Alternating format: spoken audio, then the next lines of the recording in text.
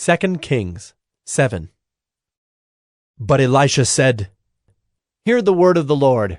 Thus says the Lord, Tomorrow about this time a seah of fine flour shall be sold for a shekel, and 2 seahs of barley for a shekel, at the gate of Samaria.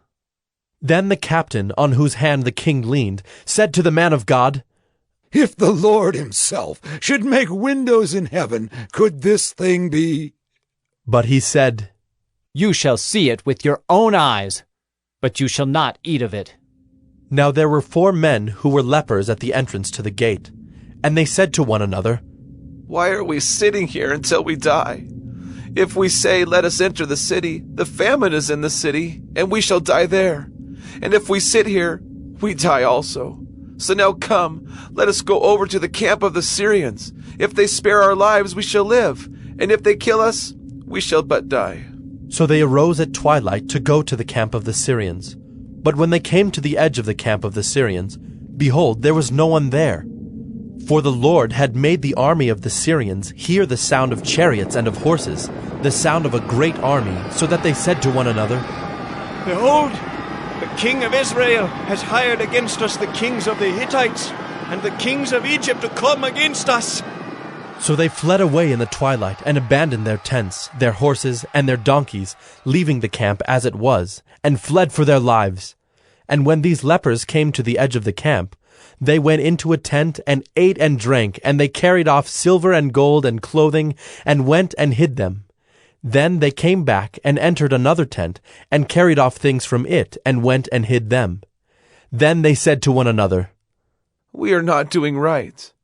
This day is a day of good news. If we are silent and wait until the morning light, punishment will overtake us. Now therefore come, let us go and tell the king's household. So they came and called to the gatekeepers of the city, and told them, We came to the camp of the Syrians, and behold, there was no one to be seen or heard there.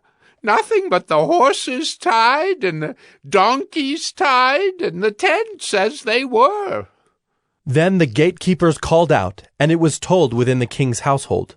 And the king rose in the night, and said to his servants, I will tell you what the Syrians have done to us. They know that we are hungry. Therefore they have gone out of the camp to hide themselves in the open country, thinking, When they come out of the city, we shall take them alive and get into the city. And one of his servants said, Let some men take 5 of the remaining horses, seeing that those who are left here will fare like the whole multitude of Israel who have already perished. Let us send and see. So they took 2 horsemen, and the king sent them after the army of the Syrians, saying, Go and see. So they went after them as far as the Jordan, and behold, all the way was littered with garments and equipment that the Syrians had thrown away in their haste. And the messengers returned and told the king. Then the people went out and plundered the camp of the Syrians.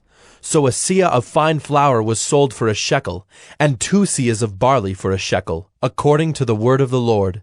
Now the king had appointed the captain, on whose hand he leaned, to have charge of the gate. And the people trampled him in the gate, so that he died, as the man of God had said when the king came down to him. For when the man of God had said to the king, 2 seahs of barley shall be sold for a shekel, and a seah of fine flour for a shekel, about this time tomorrow in the gate of Samaria. the captain had answered the man of God, If the Lord himself should make windows in heaven, could such a thing be? And he had said, You shall see it with your own eyes, but you shall not eat of it. And so it happened to him, for the people trampled him in the gate, and he died.